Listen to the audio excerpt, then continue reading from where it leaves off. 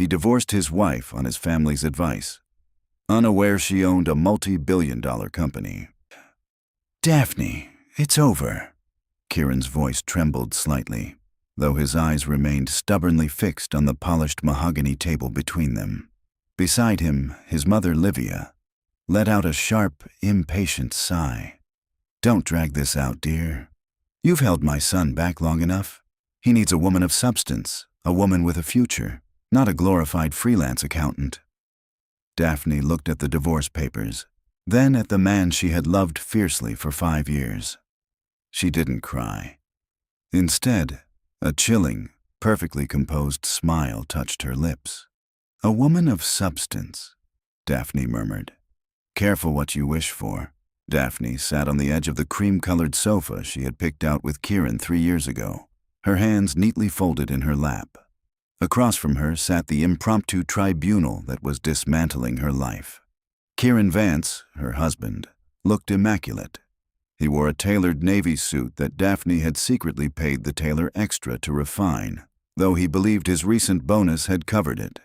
He refused to meet her gaze, his jaw tight with a mixture of guilt and resolute ambition. Flanking him were his parents. His father, Ulrich, sat with the stoic, detached posture of a man evaluating a depreciating asset. But it was Livia, Kieran's mother, who orchestrated the silence. She sat rigidly in the armchair, her designer handbag clutched like a shield, her eyes raking over Daphne's simple, unmarked cashmere sweater with undisguised contempt. "I don't understand," Daphne said, her voice eerily calm, though her chest felt hollowed out by a blunt instrument. "Yesterday, we were talking about painting the nursery." Kieran finally looked up, his hazel eyes flickering with a momentary pain before hardening into a cold, corporate mask. "Daphne, we have to be realistic. My career is accelerating at Vanguard Dynamics. I'm up for the junior partner track. The circles I'm moving in now, the expectations." He faltered, looking to his mother for support. Livia didn't miss a beat. "What Kieran is trying to say, Daphne, is that you simply do not fit into the life he is building. He is attending galas, networking with the city's elite, courting investors. And you? You stay home, tapping away on your laptop, balancing books for small-time local businesses. You refuse to attend his corporate dinners because you say they feel pretentious. You are an anchor, darling, and my son needs a sail." Daphne absorbed the words. Balancing books for small-time local businesses. That was the cover story she had given them when she and Kieran first met at a humble coffee shop downtown. She had been desperate for normalcy, for a man who would love her for the quiet, unassuming girl she pretended to be, not the empire she was destined to inherit. Kieran had been that man, or so she thought. "Is this about Camille?" Daphne asked softly, the name tasting like ash on her tongue. Kieran flinched. Ulrich cleared his throat, looking uncomfortable, but Livia smiled, a sharp, venomous curving of her lips. "Camille is a sterling," Livia declared, as if announcing royalty. "Her father sits on the board of Vanguard Dynamics. She understands legacy, wealth, and what it takes to support a powerful man. She has already secured Kieran an invitation to the Sterling annual retreat. What have you ever secured for him, Daphne? Aside from this quaint little house." Daphne's eyes drifted to the house. She had bought it in cash, quietly funneling the money through a trust so Kieran could feel proud of providing for them with his mortgage payments, which he secretly diverted into a high-yield savings account for his future. Every corner of this house was built on her silent sacrifices to protect his fragile ego. "Kieran," Daphne said, ignoring the older woman, "look at me." He slowly raised his eyes. The boyish charm she had fallen in love with was buried under layers of desperate ambition and his mother's toxic influence. "Are you divorcing me because you don't love me anymore?" she asked, her voice dropping to a whisper. "Or because your mother convinced you I'm not valuable enough to be seen with?" "Don't do this, Daph," Kieran muttered, rubbing his temples. "It's not just my mother, it's me. I want more out of life. I want to build a legacy. I want to walk into a room and command respect. You like the quiet life. You like blending in. We've outgrown each other. I command rooms you couldn't even buy your way into, Daphne thought, a sudden, unfamiliar coldness spreading through her veins. The heartbreak was still there, agonizing and raw, but beneath it, a sleeping giant was stirring. 5 years of suppressing her true self. 5 years of wearing thrift store jeans and letting Livia insult her mediocre pedigree. 5 years of shrinking so Kieran could feel tall. I see, Daphne said. She reached across the table and picked up the heavy Mont Blanc pen, a gift she had given him for his first promotion. She pulled the divorce decree toward her. Daphne, about the settlement, Kieran started, a hint of nervousness bleeding into his tone. We can discuss alimony. I'm willing to be generous. I don't want your money, Kieran, Daphne interrupted smoothly. She flipped to the last page. I am waiving alimony. I am waiving any claim to your assets, your 401k, and your pathetic savings. The only thing I am keeping is this house, because my name is the only one on the deed anyway. Livia scoffed. A little defensive, aren't we? Fine, keep the starter home. Kieran will be moving into Camille's penthouse in the Pearl District by the end of the week. Daphne signed her name. Daphne Etherius. Her signature was a fluid, aggressive stroke that looked entirely out of place on the desk of a freelance accountant. She stood up, the movement fluid and graceful. You have what you came for. I'd like you all to leave my house now. Ulrich stood first, giving her a stiff nod, eager to escape the tension. Livia stood slowly, smoothing her skirt. You're making the right choice, Daphne. Knowing one's place in the world is a virtue. Kieran lingered for a fraction of a second, looking at the signed papers, a flash of something indistinguishable crossing his face. Regret? Relief? Daphne didn't care anymore. Goodbye, Kieran, she said, her voice devoid of any warmth. I really am sorry, Daph, he whispered. No, you aren't, she replied softly. But you will be. 3 weeks later, the persistent Seattle drizzle had given way to a crisp, biting autumn morning. The city skyline gleamed, dominated by the towering glass and steel monolith of Etherius Holdings. Inside the penthouse office that occupied the entire top floor, Daphne stood by the floor-to-ceiling windows, looking down at the city like a chess grandmaster surveying the board. Gone were the oversized, nondescript sweaters and messy buns. She wore a tailored charcoal gray Alexander McQueen suit that hugged her frame with lethal precision. Her dark hair was blown out into an immaculate, glossy cascade, and a vintage Cartier Panther watch rested heavily on her wrist. The door to her office clicked open softly. Reese stepped in. He was a tall, sharply dressed man with piercing blue eyes and a demeanor that radiated quiet menace. Officially, he was the chief operating officer of Etherius Holdings. Unofficially, he was Daphne's oldest friend, confidant, and fiercely protective older brother figure. You're staring at Vanguard Dynamics again, Reese observed, walking over to pour 2 glasses of sparkling water from the crystal carafe on her desk. It's a mediocre building for a mediocre firm. Daphne accepted the glass without looking away from the window. They're not mediocre, Reese. They're desperate, which is far more interesting. Reese leaned against her expansive mahogany desk, watching her closely. He had been furious when Daphne first explained the terms of her divorce. He had wanted to rain financial ruin down on the Vance family the very next day, but Daphne had restrained him. Revenge, she had told him, was not a knee-jerk reaction. It was a corporate acquisition. How is the transition back to the throne treating you? Reese asked gently.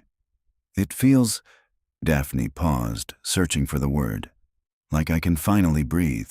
For 5 years I played the role of the submissive, supportive wife, because I thought that's what love required. I thought hiding my wealth was the only way to know if Kieran loved me or the empire. He loved his own ego more than either, Reese said bluntly. Daphne smiled. A small, sad expression. You're right. Livia convinced him that because I didn't care about designer labels or country club memberships, I was dragging him down. It's ironic, really. The irony is about to become a very harsh reality, Reese noted, pulling a sleek tablet from his jacket. I've run the numbers you asked for. Vanguard Dynamics is in serious trouble. Their CEO has been over-leveraging their assets to fund aggressive, unsustainable expansion. They are bleeding cash. And their primary line of credit? Daphne asked, finally turning away from the window, her eyes flashing with sharp, predatory intelligence. Held by Obsidian Capital. Reese grinned, tapping the screen. Which, as we both know, is a subsidiary shell company, wholly owned by Aetherius Holdings. Vanguard's debt is coming due in 6 days.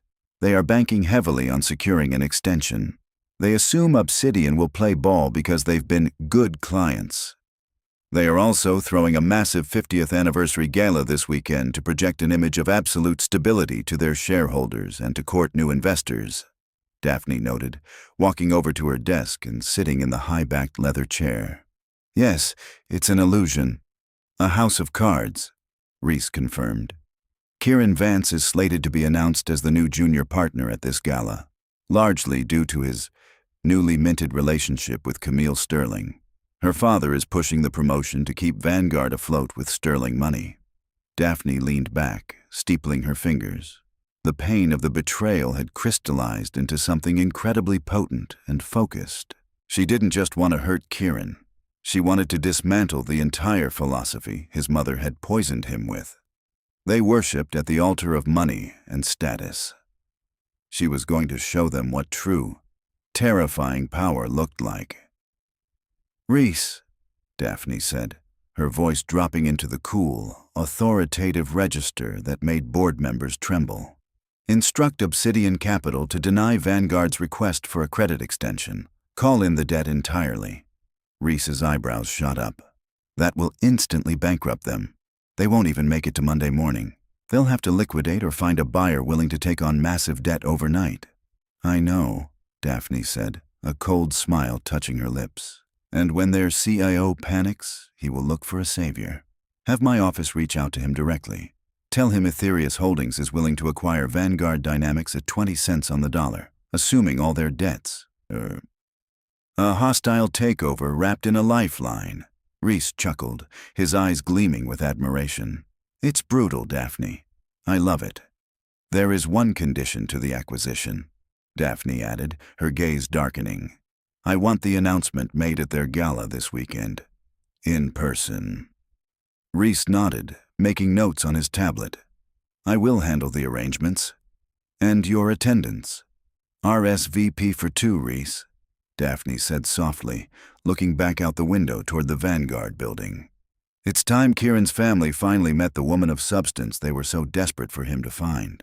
The grand ballroom of the Fairmont Olympic Hotel was awash in the warm, golden glow of crystal chandeliers.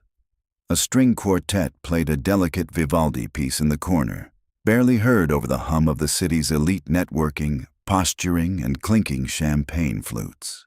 This was the Vanguard Dynamics 50th Anniversary Gala, designed to be a dazzling display of corporate invincibility. Kieran Vance stood near the center of the room, feeling like a king surveying his newly conquered domain. He looked devastatingly handsome in a custom tuxedo, with Camille Sterling clinging elegantly to his arm.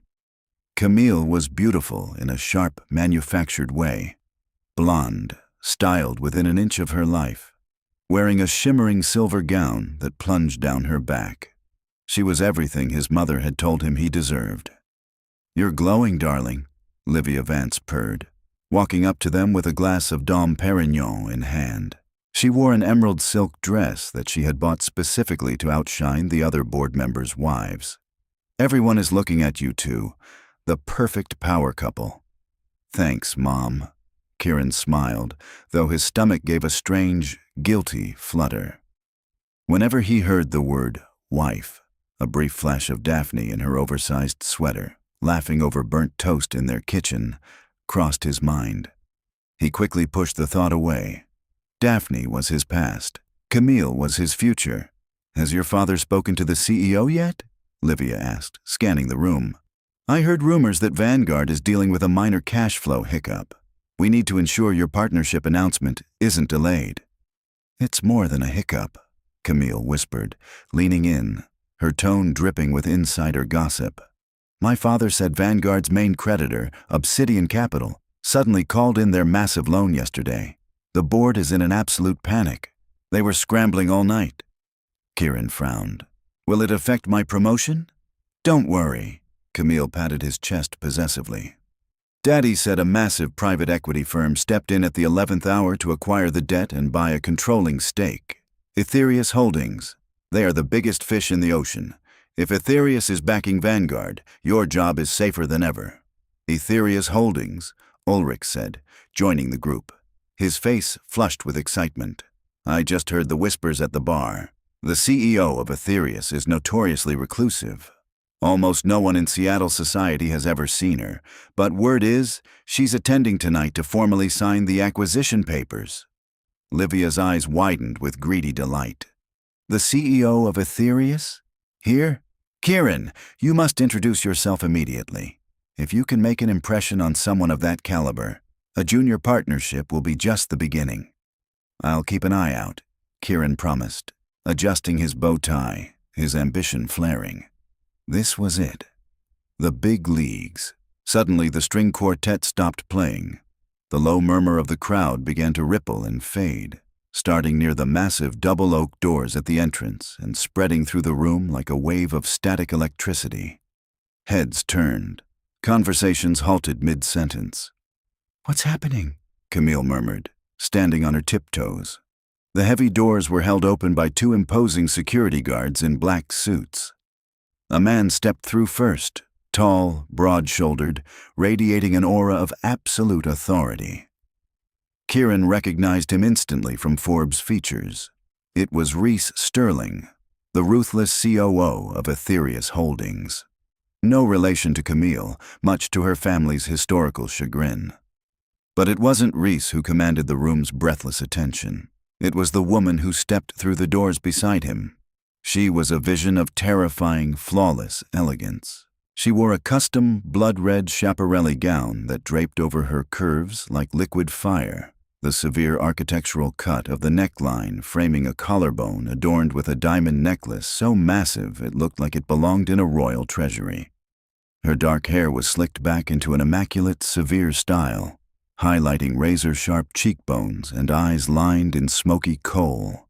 She walked with a slow, predatory grace, her heels clicking softly against the marble floor. The crowd parted for her instinctively, a sea of millionaires giving way to a billionaire. Kieran's breath hitched in his throat, the champagne glass in his hand tilted dangerously. My God, Livia gasped, clutching Ulrich's arm. That must be her. Look at those diamonds. That is power, Kieran. That is what a woman of real substance looks like. You must go speak to her. Kieran couldn't move. He couldn't breathe. His vision tunneled, the edges of the room blurring away until only the woman in the red dress remained in focus. It was impossible. The brain in his skull was screaming that it was a hallucination. The woman gliding across the floor, exuding an aura of absolute dominance, possessed the exact face of the woman he had discarded 3 weeks ago for being too small, too ordinary. Daphne?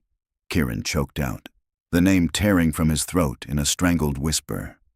Camille looked at him, confused. What? Kieran, your ex-wife? Don't be ridiculous. That's the CEO of Aetherius Holdings. But the CEO was walking directly toward them. As she drew closer, the sharp, intelligent eyes locked onto Kieran. There was no warmth in them, no heartbreak. Only the cold, assessing stare of an apex predator looking at prey it had already decided to devour. Daphne stopped a few feet away from their group. The silence in their immediate vicinity was deafening. Livia, completely oblivious to her son's internal collapse, stepped forward, plastering on her most sycophantic socialite smile. Excuse me, Madam CEO. I am Livia Vance. My son Kieran is the newly minted junior partner here at Vanguard. We are so thrilled Aetherius has stepped in. Daphne looked slowly from Livia to Kieran, then down to Camille's hand resting on Kieran's arm. A terrifying, slow smile spread across Daphne's lips. "Hello, Livia," Daphne said, her voice smooth as dark silk, yet ringing with absolute authority. "It's a pleasure to see you again, though I must correct you." Daphne turned her piercing gaze to Kieran, whose face had drained of all color, looking as though he might physically collapse. "Your son," Daphne continued, her voice echoing perfectly in the quiet tension, "is not a junior partner. As of 10 minutes ago, I finalized the acquisition of Vanguard Dynamics." She took a step closer to Kieran, the diamonds at her throat catching the light like frozen fire. "And my first act as the new owner was to terminate Mr. Vance's employment, effective immediately." Livia's wine glass shattered on the marble floor. The sharp, high-pitched crack of Livia's crystal champagne flute shattering against the polished marble floor echoed through the grand ballroom like a gunshot. For several agonizing seconds, no one moved. The Seattle elite, usually so adept at masking their reactions with polite murmurs and practiced smiles, were stunned into absolute silence. The string quartet had long since stopped playing, leaving only the heavy, suffocating weight of Daphne's declaration hanging in the air. "My first act as the new owner was to terminate Mr. Vance's employment, effective immediately." Kieran stared at Daphne, his mind violently rejecting the reality standing before him. The woman in the blood-red Schiaparelli gown, adorned in diamonds that cost more than Vanguard Dynamics' entire quarterly operating budget, could not be his Daphne. His Daphne wore oversized sweaters that smelled of vanilla and old books. She clipped coupons. She worried about the rising cost of utilities. But as he looked into her eyes that were stripped of the warm adoration she had always reserved for him, replaced now by the cold, assessing gaze of a corporate apex predator, the terrifying truth began to set in. "Daphne," Kieran managed to whisper, the word scraping against his suddenly dry throat. This is some kind of sick joke. You're a freelance accountant. You balance books for small-time local businesses." Daphne finished for him, her voice a smooth, deadly purr that carried effortlessly in the silent room. "A convenient fiction, Kieran. One I maintained because I wanted a husband, not a sycophant. I wanted to build a life with a man who valued my heart over my portfolio. A man who wouldn't be intimidated by the fact that I own half the commercial real estate in this city." A collective gasp rippled through the nearby crowd. Camille Sterling, standing beside Kieran, physically recoiled, her perfectly manicured hand dropping from his arm as if she had been burned. Livia, her face flushed a mottled, ugly shade of crimson, stepped forward, her expensive emerald gown suddenly looking cheap in the presence of Daphne's effortless opulence. "Now see here," Livia stammered, her voice trembling with a mixture of rage and terror. "You cannot do this. You are Kieran's wife. You are a Vance. You are legally obligated to—" "I am legally obligated to do absolutely nothing, Livia." Daphne cut her off, the sheer force of her tone snapping Livia's mouth shut. "As you so gleefully reminded me 3 weeks ago, I do not fit into the life Kieran is building. And as for being a Vance, I believe the ink on the divorce decree your son rushed me to sign is already dry. I am Daphne Aetherius, and you are trespassing at my company's gala." Ulrich Vance, who had been standing paralyzed with shock, finally seemed to grasp the catastrophic magnitude of the situation. He grabbed his wife's arm, his fingers digging into her silk sleeve. "Livia, shut up," he hissed in a panicked undertone. "Just shut up."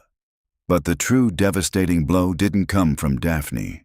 It came from the man standing a few feet away. Richard Sterling, Camille's father and a senior board member of the now-defunct Vanguard Dynamics, pushed his way through the frozen crowd. He was a formidable man, but as he approached Daphne, his posture was one of distinct deference. "Ms. Aetherius," Richard said, his voice tight, "we were not informed that you would be handling the restructuring personally." "I like to be thorough, Richard," Daphne replied without looking away from Kieran. Richard turned his gaze to Kieran, and the disgust in the older man's eyes was absolute.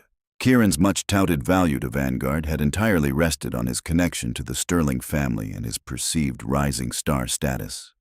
Now, in the span of 2 minutes, he was publicly exposed as the man who had discarded a multi-billionaire for a junior partnership he had just lost. He was a liability. Worse, he was a fool. "Camille!" Richard barked, not taking his eyes off Kieran. "We are leaving, now!" Camille didn't need to be told twice. The illusion of Kieran Vance as a powerful, rising executive had evaporated. She looked at Kieran, her face contorted in a mix of embarrassment and disdain. "Don't ever call me again, Kieran," she spat quietly. She hiked up the skirt of her silver gown and hurried after her father, disappearing into the sea of shocked onlookers. Kieran felt the floor tilting beneath his feet. His career, his new relationship, his entire future, incinerated in front of the most powerful people in Seattle. He looked at his mother, who was hyperventilating slightly, her eyes darting around the room as she realized that every social connection she had painstakingly cultivated over the last decade was currently watching her family's absolute ruin. "Daphne, please," Kieran said, stepping toward her. He didn't know what he was asking for. Forgiveness, a retraction. He just wanted the nightmare to stop. "We can talk about this, in private. 5 years, Daph. You can't just throw 5 years away like this." Reese Sterling smoothly stepped between them, his large frame blocking Kieran's path. "Step back, Mr. Vance," Reese said, his voice low and dangerous. "You no longer have the privilege of addressing the CEO." Daphne looked at Kieran over Reese's shoulder.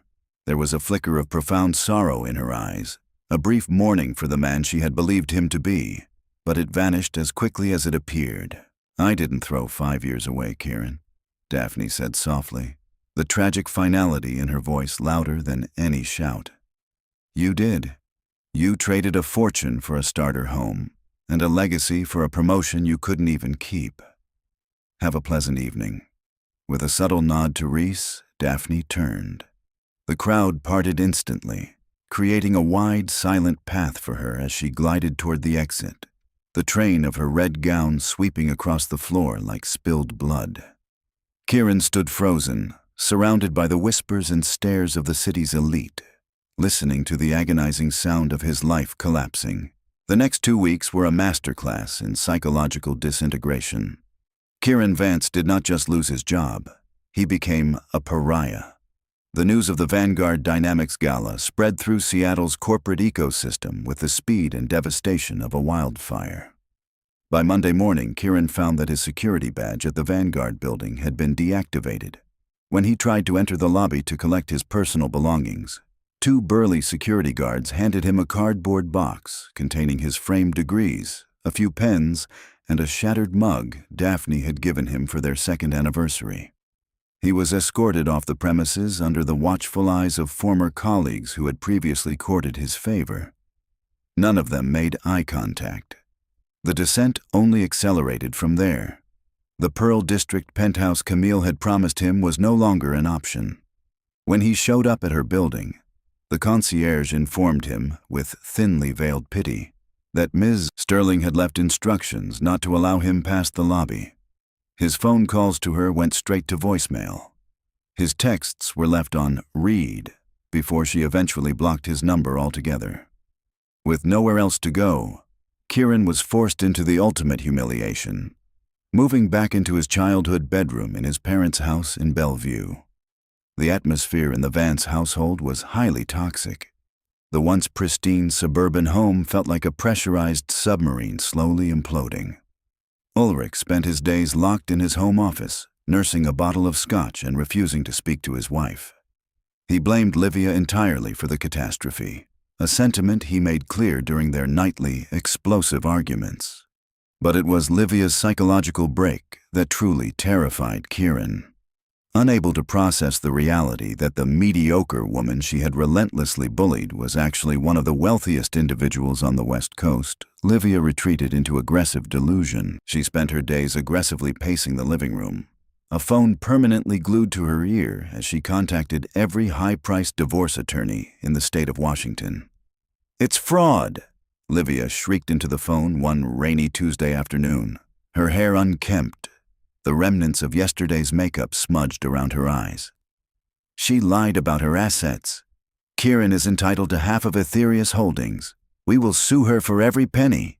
It's marital property." Kieran sat on the edge of the sofa, staring blankly at the wall, a cold cup of coffee in his hands. He felt like a ghost haunting his own life. Livia slammed the phone down, breathing heavily. "Cowards, every single one of them.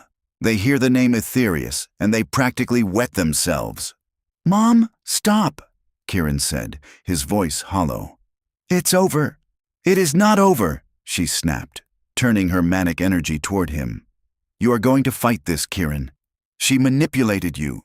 She hid billions of dollars from her own husband. Any judge will see that the divorce agreement was signed under false pretenses." "I signed a post-nuptial agreement 3 years ago," Kieran said quietly, the memory rising up to choke him. Livia froze. "What?" "She asked me to sign it when we bought the house," Kieran confessed, rubbing his face with his hands. "She said it was just a formality to protect my 401k in case her freelance business ever got sued. She made it seem like she was protecting me. The divorce papers I signed 3 weeks ago reaffirmed it. I waived my right to discovery. I waived alimony. I waived everything." Livia stared at him, her mouth opening and closing silently. For the first time, the sheer, brilliant ruthlessness of Daphne's long game became apparent.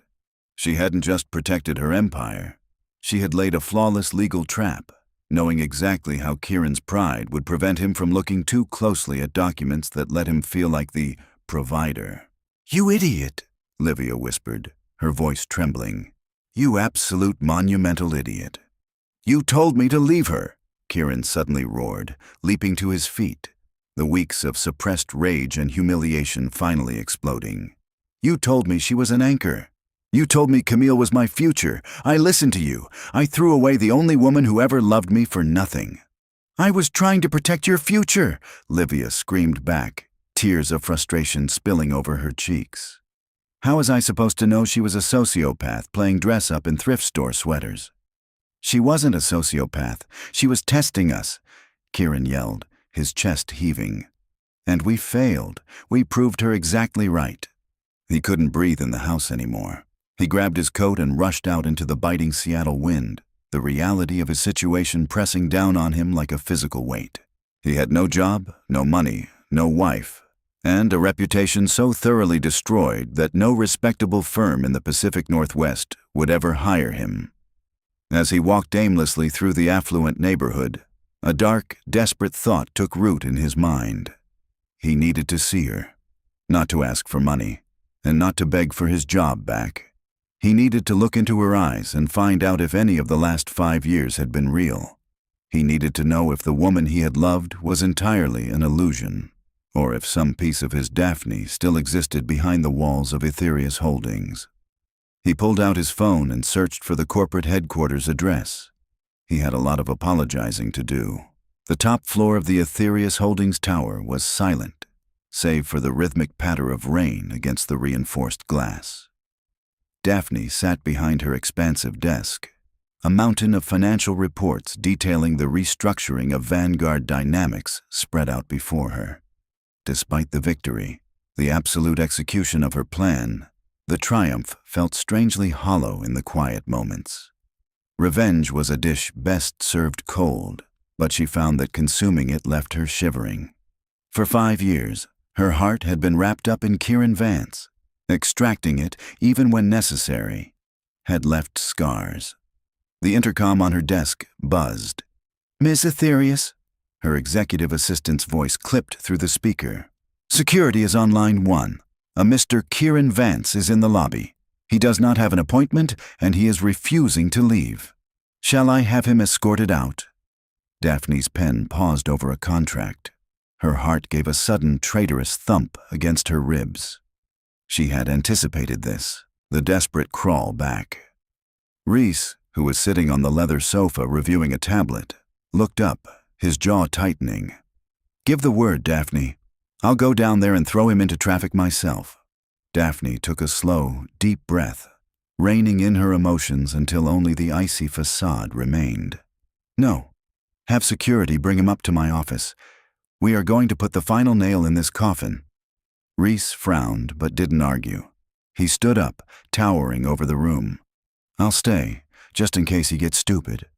"No," Daphne commanded softly. "I need to do this alone, Reese. Please." Reluctantly, Reese nodded, stepping out through the private side door just as the main elevator chimed. The heavy oak doors opened. Kieran stepped into the office, flanked briefly by a security guard who retreated at Daphne's nod. Kieran looked awful. The tailored, immaculate sheen he usually wore like armor was gone. He looked thinner, his face drawn, dark circles bruising the skin beneath his eyes. His suit hung slightly loose on his frame, and the boyish charm that had once captivated her had completely evaporated, replaced by the haunted look of a man who had lost his compass. He stopped in the center of the massive room, looking around at the original artwork, the custom furniture, the sheer, unapologetic wealth of the space. Then, his eyes landed on her. Daphne didn't stand. She leaned back in her chair, projecting an aura of absolute detachment. She wore a pristine white blazer over a black silk blouse, her posture immaculate. "Kieran," she said, her voice devoid of any inflection. "To what do I owe this intrusion? My assistant mentioned you were causing a scene in the lobby. That's very off-brand for an aspiring junior partner." Kieran flinched at the barb, but he didn't take the bait. He took a few hesitant steps closer to the desk, stopping at the two guest chairs. He didn't sit. "I'm not here for money, Daphne," he said, his voice raspy. "I'm not here to ask for a job. I know my career is over. I know I'm ruined." "Then why are you here?" she asked coldly. Kieran swallowed hard, his eyes searching her face, desperate for a glimpse of the woman who used to fall asleep on his chest while watching movies. I need to know if any of it was real. The 5 years we spent together, our house, our life. Was it all just an experiment to you? Was I just a rat in a maze, being tested to see when I would fail?" Daphne's expression remained perfectly still, but beneath the desk, her manicured nails dug into her palms. "It was entirely real, Kieran. Every dinner I cooked, every anniversary we celebrated, every dollar I pretended to stress over, I built a sanctuary for us, a place where the world couldn't reach." "Then why lie?" he pleaded, his voice cracking. "Why hide all this from me? If you had just told me who you were, we wouldn't be here. If I had told you who I was, you would have loved the Empire, not the Empress," Daphne stated, leaning forward, her eyes locking onto his with terrifying intensity. "I grew up surrounded by men who looked at me and saw a bank vault. When I met you, you didn't care about money. You just wanted to build a life. But the moment you tasted a tiny bit of corporate power, the moment your mother began whispering in your ear that you deserved better, the mask slipped." Kieran closed his eyes, a tear escaping and tracking down his cheek. "I was stupid. I was weak. My mother, she got into my head. She told me I was settling. She made me feel like I was carrying you." "And you believed her," Daphne countered, her voice dropping to a harsh whisper. "You let her sit in our home, the home I bought, and insult me to my face. You chose a woman you barely knew, purely because her last name carried weight in a boardroom. You didn't just break my heart, Kieran. You proved that your love was conditional on my perceived status." Daphne opened a drawer and pulled out a thick manila folder, tossing it onto the desk. It landed with a heavy thud. "You want to know how real it was?" she asked. "Open it." Kieran hesitated, his hands shaking as he reached out and flipped the folder open. Inside were financial documents, trust accounts, investment portfolios. "What is this?" he asked, scanning the numbers, his eyes widening in disbelief. "That is the high-yield trust I set up in your name 3 years ago," Daphne said calmly. Every time you made a mortgage payment on our house, I took that exact amount from my own accounts and invested it for your future. I was building a safety net so that if you ever wanted to leave Vanguard and start your own firm, you wouldn't have to worry about capital. There is currently $4.2 million in that trust." Kieran staggered backward as if he had been struck. The paper slipped from his fingers, drifting to the floor. He had thought he was the provider. He thought he was taking care of her. All the while, she had been silently, selflessly moving mountains to ensure his dreams could come true. "Daphne, my God," he sobbed, the full weight of his colossal mistake crushing the breath out of his lungs. "But you don't get it," Daphne continued, her voice devoid of mercy. "Because you signed the divorce decree. You waived all claims to hidden assets. You walked away from a woman who would have given you the world because you wanted to steal a tiny piece of it for yourself." She pressed the intercom button. "Security, Mr. Vance is ready to leave." Kieran looked at her, entirely broken. There was no anger left in him, only an abyss of regret that he knew he would never climb out of. "I loved you," he whispered, turning toward the door as the security guards entered. "I really did." I know," Daphne replied softly, looking down at her paperwork, refusing to watch him walk away. But it wasn't enough. The descent in the private elevator of the Aetherius Tower felt less like a mechanical operation and more like a slow, suffocating drop into the abyss. Kieran Vance watched the illuminated numbers tick downward, each floor a physical weight pressing against his chest. When the polished steel doors finally slid open to the grand lobby, the cold Seattle air rushing in from the revolving doors felt like a slap. He stepped out onto the slick, rain-washed pavement, pulling his coat tight against the biting wind. He didn't call a cab. He didn't even look for a bus stop. He just walked. He walked for miles, the icy drizzle soaking through his wool suit, matching the absolute freezing desolation in his gut. $4.2 million. The number echoed in his mind on a relentless, mocking loop. She had built him a kingdom in secret, quietly paving the road for his ambitions while he had allowed his mother to convince him that Daphne was a dead weight. The sheer scale of her love, contrasted with the microscopic fragility of his loyalty, made him physically nauseous. He had thrown away a woman who possessed the power to crush cities, yet had chosen to spend her evenings making him homemade soup when he was stressed. By the time Kieran finally reached his parents' house in Bellevue, night had fully fallen. The grand suburban house, usually a beacon of manicured perfection, sat in darkness, save for a single, harsh light spilling from the living room windows. As Kieran pushed the heavy oak front door open, the sound of raised, vicious voices assaulted him. "You stupid, arrogant woman!"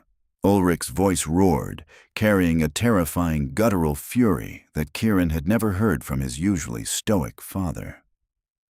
"Do you have any idea what you've done?" Kieran walked slowly into the foyer, his wet shoes squeaking softly against the hardwood. In the living room, the scene was one of absolute domestic carnage.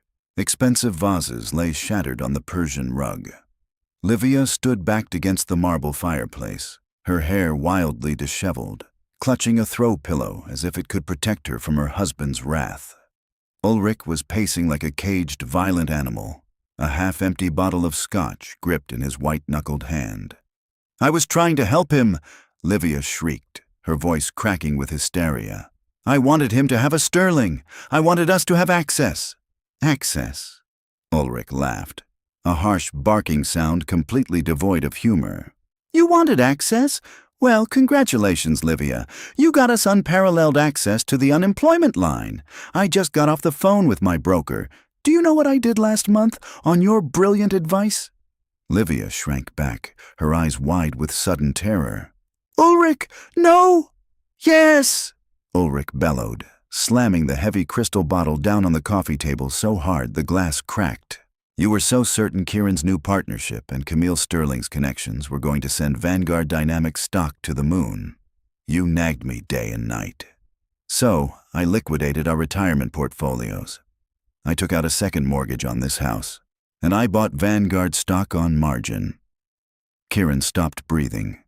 He leaned heavily against the archway of the living room, feeling the last remaining pillars of his world collapsing into dust. "Vanguard is trading at 20 cents on the dollar, Livia," Ulrich said, his voice dropping to a deadly, trembling whisper. "We are wiped out. The bank will be foreclosing on this house within the month. My pension is gone. Our savings are gone. We have absolutely nothing." Livia let out a horrifying, breathless sob, sliding down the marble facade of the fireplace until she was crumpled on the floor. But Kieran, Aetherius Holdings. She has to give him something. They were married. She doesn't owe him a damn cent." Ulrich exploded. "Because he signed that post-nuptial agreement you encouraged him to sign. You told him it would protect his vast Vanguard salary from her little accounting business. You played yourself, Livia. You poisoned his mind, you destroyed his marriage, and you bankrupted this family all because you couldn't stand the fact that his wife bought her clothes at a department store." Ulrich turned sharply, finally noticing Kieran standing in the shadows. For a long moment, father and son simply stared at each other. There was no comfort in Ulrich's eyes. There was only the bitter, resentful look of a man looking at the architect of his ruin. "I'm packing my bags," Ulrich said, his voice flat and dead. "I'm going to my sister's place in Portland. I suggest you figure out how to feed yourself, Kieran, because the Vance Bank is officially closed." Ulrich walked past him without another word, his heavy footsteps echoing up the stairs. Kieran looked at his mother, who was sobbing uncontrollably on the floor, surrounded by the shattered pieces of her superficial life. He didn't go to her. He didn't try to comfort her. He simply turned around, walked back out into the freezing rain, and closed the door on the life he used to know. The sunlight streamed through the floor-to-ceiling windows of the Aetherius Holdings boardroom, casting long, golden geometric shadows across the massive oak table. Daphne Aetherius sat at the head of it, a vision of unyielding authority in a tailored emerald green suit, reviewing the final integration reports for the Vanguard Dynamics acquisition. "The restructuring is 90% complete," Reese Sterling announced, pacing slowly behind the chairs of the seated executives. "We've excised the toxic upper management, liquidated their redundant assets, and integrated their viable tech divisions into our primary portfolio. Vanguard, as an independent entity, no longer exists. It is entirely Aetherius now." "Excellent work, everyone," Daphne said, closing the thick, leather-bound folder in front of her. Her voice was calm, steady, and commanded absolute respect. "Let's ensure the severance packages for the lower-level employees who were caught in the crossfire of their CEO's incompetence are generous. They shouldn't pay for the sins of the boardroom." The executives nodded in unison, murmuring their agreement before being dismissed. As the room emptied, Reese lingered, walking over to pour himself a cup of black coffee from the silver carafe. "You're being unusually merciful with the severance packages," Reese noted, a faint, approving smile playing on his lips. "Ruthlessness is for those who threaten the Empire, Reese," Daphne replied, leaning back in her chair and resting her hands on her lap. "Compassion is for those who just want to survive in it. I have no interest in punishing innocent people." Reese took a sip of his coffee, studying her closely. "And the not-so-innocent people? Any lingering ghosts haunting the penthouse?" Daphne knew exactly what and who he was asking about. It had been 6 months since Kieran had stood in her office, utterly broken by the revelation of the trust fund and the absolute finality of his choices. In the weeks that followed, the pain of the betrayal had been a sharp, jagged thing in her chest. But as autumn turned to winter and winter thawed into spring, the pain had metamorphosed. It had hardened into wisdom. "No ghosts," Daphne said softly, looking out at the Seattle skyline. "Just a profound sense of clarity. For a long time, I blamed Livia for poisoning him. I blamed Kieran for being weak enough to let her. But eventually, I had to look in the mirror." Reese frowned slightly, stepping closer. "Daphne, you did nothing wrong. You loved him completely." "I loved him conditionally, Reese," she corrected, turning her piercing gaze to him. My condition was that he never know the truth about me. I lied to him every single day for 5 years. I created an illusion of a humble, simple girl because I was terrified that my wealth made me unlovable for who I was as a person. I trapped him in a test he didn't even know he was taking. She stood up, walking toward the window, her reflection superimposing over the bustling city below. By hiding my power, I practically invited vultures like Livia to prey on our marriage, Daphne continued, her voice tinged with a hard-won peace. I shrank myself to fit into a life that was fundamentally not mine. Kieran failed the test, yes, his greed and his ego were his undoing, but I built the maze. Reese set his coffee cup down, his expression softening into one of deep respect. So, what happens now? Now the maze is dismantled, Daphne said, turning to face him with a radiant, fearless smile. I visited the townhouse yesterday, the one I bought for us. Reese raised an eyebrow. I thought you were going to sell it. I was, but I decided to sign the deed over to the Safe Harbor Women's Initiative, Daphne explained, a genuine warmth lighting up her eyes. They're turning it into a transitional home for women escaping financial abuse. It felt fitting. Taking a house built on secrets and turning it into a foundation for independence. Reese chuckled, a low, rumbling sound. You never do anything by halves, do you, Daphne? Never again, she promised. She looked around the expansive, powerful room, feeling the sheer weight and momentum of the legacy she commanded. She was no longer the girl hiding in oversized sweaters, praying to be loved. She was the architect of her own destiny. Come on, Reese, Daphne said, grabbing her briefcase. We have a meeting with the mayor regarding the downtown development project. It's time to remind the city who really runs it. Reese offered her his arm, his eyes gleaming with fierce loyalty. Lead the way, boss. 2 years later, the bell above the door of the small, dimly lit convenience store in South Seattle chimed aggressively. Kieran Vance flinched slightly at the sound, mechanically dragging a scanner across a barcode on a gallon of milk. That'll be $4.50, Kieran muttered, his voice raspy and devoid of life. He didn't make eye contact with the customer. He rarely made eye contact with anyone these days. He wore a faded blue polo shirt with the store's logo stitched poorly onto the breast pocket. His shoulders were permanently hunched, as if he were trying to physically shrink into the background of the world. The tailored suits, the crisp haircuts, the arrogant swagger of a rising corporate star. All of it felt like it belonged to a completely different human being in a completely different lifetime. After the collapse of Vanguard and his father's subsequent abandonment, Kieran's reality had shattered with terrifying speed. With his reputation in the Seattle financial sector utterly radioactive, he couldn't even secure an interview for an entry-level accounting clerk position. The name Vance was synonymous with corporate humiliation. He had spent the first year sleeping on a stained mattress in a microscopic studio apartment, working night shifts at a fulfillment warehouse just to pay the exorbitant rent and help his mother.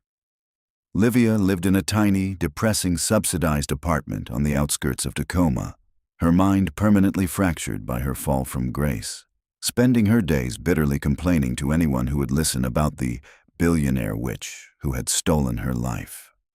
Kieran visited her once a month, dutifully dropping off groceries, enduring her toxic rants in silence before retreating back to his own miserable existence. Hey, buddy, you gonna scan the chips or just stare at them? The customer grunted impatiently. Kieran blinked, pulling himself out of his dark reverie. Sorry, he mumbled, scanning the bag. Once the customer left, Kieran grabbed a dirty rag and began wiping down the cheap laminate counter.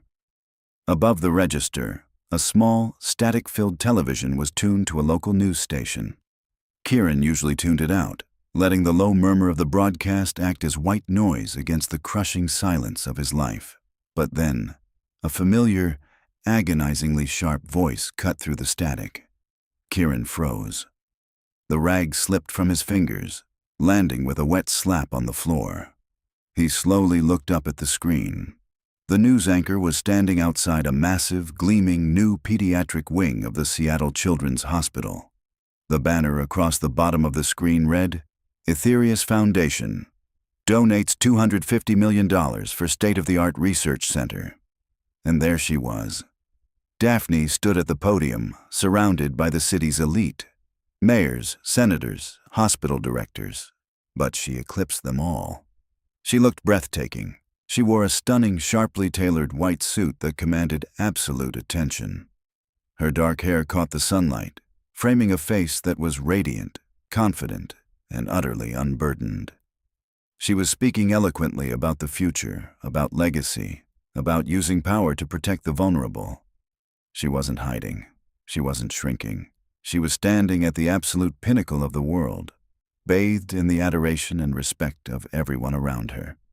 As the camera zoomed in, Kieran's breath caught in his throat. Standing just behind her, slightly to the side, was Reese Sterling. As Daphne finished her speech and the crowd erupted into applause, she turned around. Reese smiled, a look of profound, unconditional admiration on his face, and offered her his hand. Daphne took it, her smile widening into something genuinely joyful and free as he helped her step down from the podium. They weren't just business partners. The quiet intimacy in that single gesture, the way they looked at each other without needing to hide who they were, spoke volumes. Kieran gripped the edge of the cheap laminate counter until his knuckles turned white. A suffocating, crushing wave of grief washed over him, so heavy it threatened to buckle his knees. He remembered the smell of vanilla in their kitchen. He remembered her laughing as she accidentally burned their toast. He remembered the heavy, luxurious weight of the Mont Blanc pen as he signed away the greatest thing that had ever happened to him, purely because he was too blind to see the gold hiding beneath the dirt. On the screen, Daphne Aetherius climbed into the back of a sleek, black town car, the tinted windows rolling up to shield her from the flashing cameras. The car pulled away, disappearing into the vibrant, endless possibilities of the city she practically owned. Kieran stood in the dim, stale air of the convenience store, surrounded by lottery tickets and cheap candy, listening to the relentless hum of the fluorescent lights. The news broadcast shifted to the weather, but Kieran couldn't look away from the empty screen. He realized, with absolute terrifying permanence, that he was currently living in the exact future he had chosen, and he would have to live in it for the rest of his life. Thank you for watching this devastating story of betrayal, karma, and the ultimate price of arrogance. Kieran and Livia learned the hard way that true substance isn't measured by designer labels or country club memberships, and that discarding loyalty for status will always leave you with nothing. Daphne's incredible journey from a woman hiding her power for love to a billionaire CEO claiming her rightful throne is a powerful reminder to never shrink yourself to fit someone else's fragile ego. If this story of emotional revenge and triumphant redemption kept you on the edge of your seat, please hit that like button. Don't forget to share this video with someone who loves a good karma story, and subscribe to our channel for more intense, real-life drama fictions every week. Let us know in the comments below. Do you think Kieran got what he deserved? See you in the next one.